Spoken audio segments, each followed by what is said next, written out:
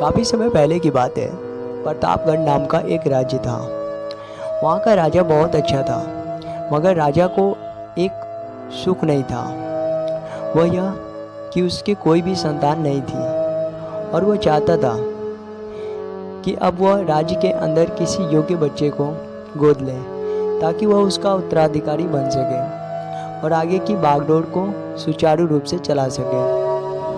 और इसी को देखते हुए राजा ने राज्य में घोषणा करवा दी कि सभी बच्चे राजमहल में एकत्रित हो जाएं। ऐसा ही हुआ।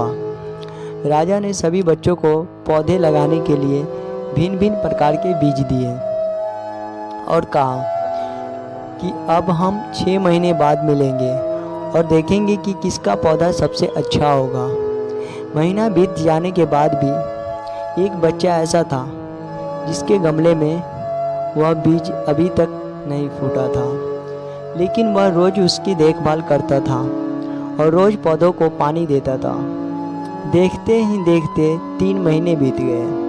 बच्चा परेशान हो गया।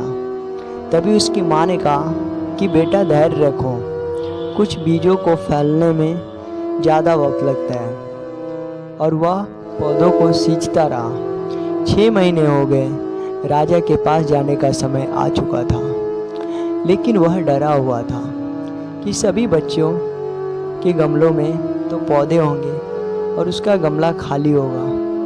लेकिन वह बच्चा ईमानदार था और सारे बच्चे राजमहल में आ चुके थे। कुछ बच्चे जोश से भरे हुए थे क्योंकि उनके अंदर राज्य का उत्तराधिकारी बनने की प्रबल लालसा लगी, मगर एक बच्चा सदमा हुआ था क्योंकि उसका गमला खाली था। तभी राजा की नज़र उस गमले पर गई। उसने पूछा, तुम्हारा गमला तो खाली है। तो उसने कहा, लेकिन मैंने इस गमले की 6 महीने तक देखभाल की है। राजा उसकी ईमानदारी से खुश था कि उसका गमला खाली है, फिर भी वह हिम्मत करके यहाँ तक तो आया। सभी बच्चों के गमले देखने के बाद राजा ने उस बच्चे को सभी के सामने बुलाया। बच्चा गया और राजा ने वह गमला सभी को दिखाया। सभी बच्चे ज़ोर से हंसने लगे। राजा ने कहा, शांत हो जाइए, इतने खुश मत होइए। आप सभी के पास जो पौधे हैं वो सब बंजर हैं।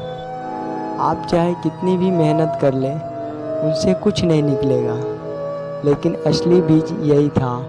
राजा उसकी ईमानदारी से बेहद खुश हुआ और उस बच्चों को राज्य का उत्तराधिकारी बना दिया गया। लेकिन हमें इस कहानी से क्या सीखने को मिला? मेरे हिसाब से अपने अंदर ईमानदारी होना बहुत ज़रूरी है।